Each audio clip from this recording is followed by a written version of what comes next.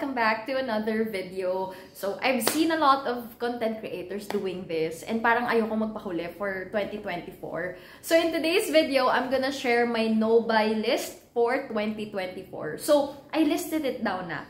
For someone na budgetarian, I handle my finances really well. Well, proud naman ako sa sarili ko sa aspect na yon.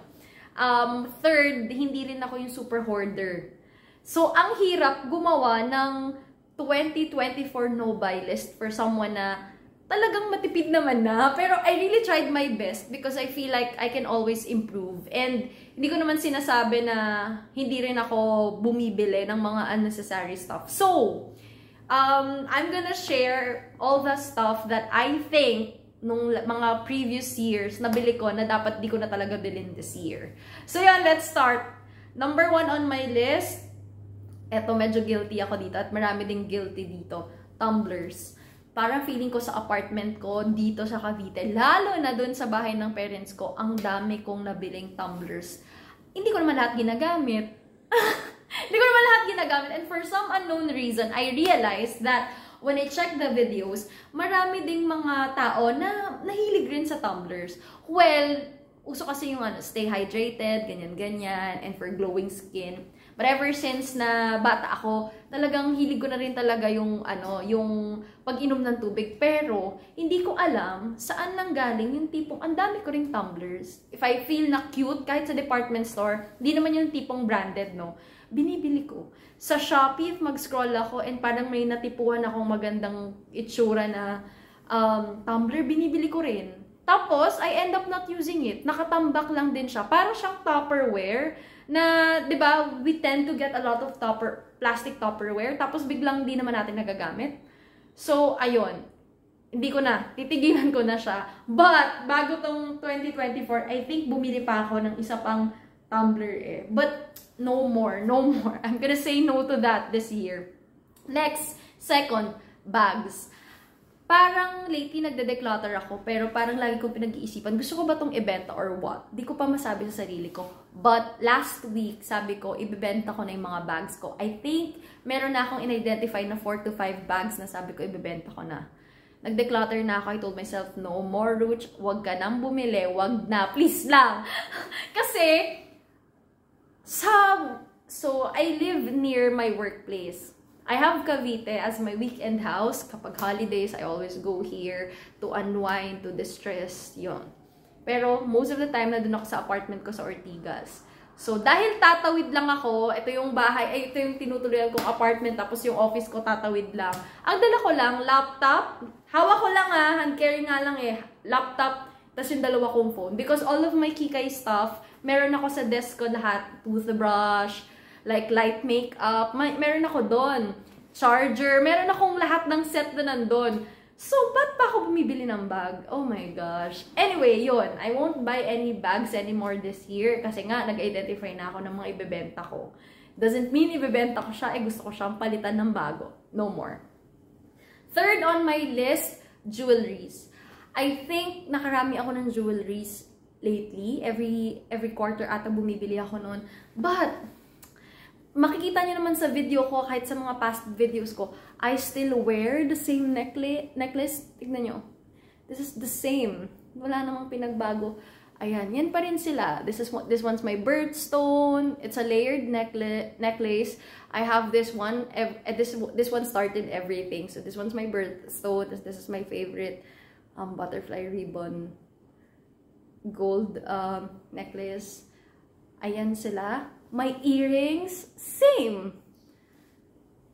Same. Asa kamay ko, same. Bracelet ko, same. And I keep on buying and I don't get to use kasi nga I'm really comfortable with these set of jewelries that I have for everyday. Hindi ko sila tinatanggal Pag nasira sila, especially with the rings, pinapagawa ko lang. Pero, same for everyday. So, nahihinayin ako. So, no more jewelries. Gold jewelries. I only buy from Cebuana Luwilier, Subasta Items, trusted sellers of gold, pawnable, talagang mga nasasanla and legit na mga 18K, 24K na gold jewelries. I don't na. ayaw na natin yan for 2024 kasi hindi ko naman nagagamit eh. Well, yeah, it's an investment piece and it's dainty and it's cute. But I realized I don't mix and match it for every day. I like to wear what I have now and hindi ko na siya hinuhubad. So, yeah, no more jewelries for 2024. Next, eto, sleeveless clothes. As you grow old, parang marirealize mo na meron kang certain style na over the years akala mo ayaw mo. And then habang tumatanda ka, you realize yun na pala, papunta ka na pala doon, gusto mo na pala yun. Before, I commute. Jeep, tricycle, bus. Pero kasi ang lapit lang ng bahay ko dati. I still stay with my parents before, yung nagtatrabaho ako mga past 7 years. Tapos, commute ako ng Ortigas yung work ko. Lagi talaga ako naka-sleeveless kasi ang init naman talaga sa Pilipinas. And then, dun sa workstation ko, lagi ako dun may jacket or balabal. But, when I decluttered, sabi ko, bakit lahat ng nilet go ko puro sleeveless? I realized I like to wear something more conservative. But before, kasi bata ka, medyo parang mapanghas ka, feeling mo, kina-aura at kinaganda mo yan. Pero deep inside, parang now na 28 years old na ako, parang gusto ko mas conservative looking, and whenever I buy something, I always ask myself, will I be able to wear this in the next 5 to 10 years? Parang, ano ba to? Versatile ba tong damit na to? Can this go with other outfits? Ganun ko na tinatanong sarili ko, and I really look for really good fabrics. Pag kasi nagsisleeveless ako, dati, madami, like everyday, kasi nga nagko-commute ako, ang init-init sa Pilipinas, talaga, hindi ko kaya talaga yung mga tao na talagang kaya nila yung mga maiinit na damit. Hindi ko kaya yun during nagko-commute ako. But now na ang lapit ng apartment ko sa tinitirahan ko at na ako ngayon, meron na tayong sasakyan, parang hindi ko na talaga kaya na mag-sleeveless. So, I'm no longer buying myself any sleeveless top. Pero hindi ko na sinasabing, I still keep some sleeveless tops and dresses na sa closet ko, no? Tsaka sa cabinet ko. Pero, hindi na yung para bumili ako for new sleeveless tops or dresses. Hindi na. Lahat ng pinipili ko, there was even a time na lahat ng binibili kong damit, puro long sleeves. Kasi mas comfy siya and parang balot na balot ka. I like na parang conservative looking and at the same time, it goes with a lot of outfit kapag naka-long sleeves ka, especially if it's tight-fitting. So yun yung meron akong era last year na kinumpleto ko lahat ng kulay. I think Cotton On, H&M, yan dalawang brands na yan. They have really good long sleeves. Yung mga tight-fitting, I like getting those from them. Tapos lagi pang buy one, take one pag Cotton On.